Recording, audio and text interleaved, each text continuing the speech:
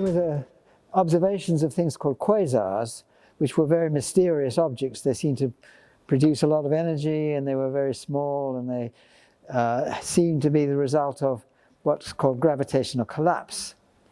But people did not understand that very well, and well, at the time, there was a theory due to some Russians called Lifshitz and Kalatnikov, and they seem to have proved that if you have gravitational collapse, or when you have bodies that collapse gravitationally, they would swirl around and come out again. And this was not known whether they would collapse and keep collapsing or whether they would come out again. I didn't know, but I started to think about this very seriously and use general arguments which I had developed in other contexts. And it became clear to me that if you didn't have negative energies, if you somehow avoided that and people don't believe in negative energies on the whole, then you would not be able to avoid, if the collapse reached a certain point, there was no help, and it would collapse and form what we now call a black hole.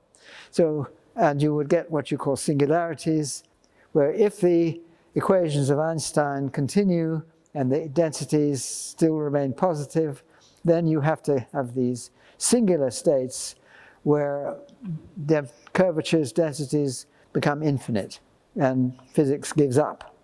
So I had a theorem which was published in Physical Review Letters, and I gave a talk about this at King's College London, and according to the film, Stephen Hawking was there, but he was not there. But I did give a repeat of that lecture in Cambridge, and Stephen Hawking was present at that lecture. And then I talked to Stephen privately afterwards with George Ellis, and I discussed the techniques which I was using in this proof of the black holes.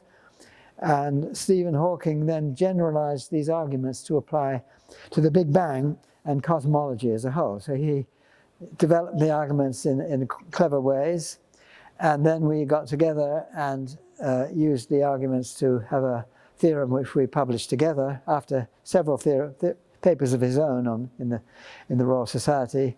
And then we had together a paper in the Royal Society, which included most of the results we had before, to do with cosmology, mainly the Big Bang that was, and black hole singularities. So that was the collaboration I had with Stephen, was in the late 1960s.